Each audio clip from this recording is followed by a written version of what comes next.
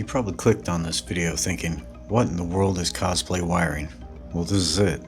You got your cheap relay pigtail, you've got an unprotected ring terminal, an inline fuse holder, and you know we got those butt connectors. We got the boomer loom. Let me tell you the story of how we got here.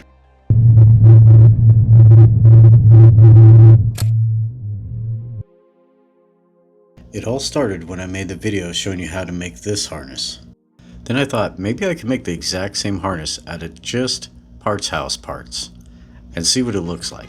And then I thought, I wonder how much that would cost compared to this actual nice harness. Now I haven't bought wiring parts from a parts house in a long time, but buckle up. This parts house harness cost approximately 4 times more than the harness you'd take home to meet your parents. Here's a quick look at the diagram that we used in the other wiring video. Now keep in mind, both these harnesses work the same. Both have a relay, both have a fuse. Everything's the same, electrically identical. Material wise, not even close. The nice harness is made with TXL wire. The cheap harness is made with, well, cheap PVC wire. Nice harness has Deutsch connectors.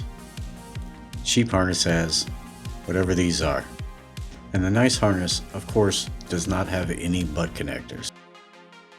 Here's the wire I used for the cheap harness. They sell this for cars, but it does not belong in cars. This yellow wire, 20 gauge. Oddly, this orange wire is also 20 gauge. But notice how both yellow wires appear to be the same size, where this yellow wire is actually 14 gauge. Originally I was going to make a video exactly like the other video, but with the lower quality parts. But that's boring, let's do something else. Because these connector pigtails are pre-wired, that forces you right away to have to use butt connectors to attach them to the fog lights. All this just so we can unplug the fog light later. But it just keeps getting better and better. Now we have a set of butt connectors on the other side of the connectors. So for the low price of $7.99 plus the butt connectors being $5.29 for a package of a bunch of them, we now have 4 more failure points in the harness. And these 2 that we had to add to splice the 2 power wires and 2 ground wires together, if you're keeping count, you're correct, that's 10. And 1 for the switch controlling the coil negative, and another one for power into the relay. Let's get that inline fuse holder on there. Glorious. And 1 more butt connector just for good measure. And I do apologize for not having a connector right here.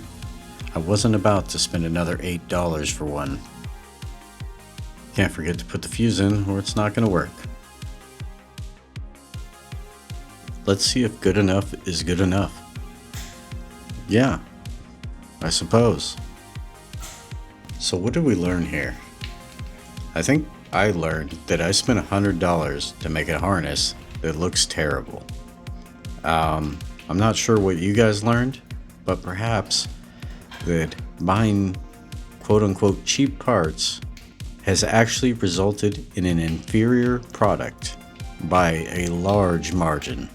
This method has introduced, 13 butt connectors? So 13 guaranteed failures. Basically it costs $100 to cosplay a 98 Jeep Grand Cherokee with a light bar. If you take away one thing from this video, this is more like a how not to wire fog lights for your car video. That's hilarious. This tape used right here, the only PVC type tape I had was 3M Super 33 tape. That roll of tape used there cost more than the connectors. If you want to learn about tape, click the video above actually. And no worries, I did apologize to the car right after this, so we should be good.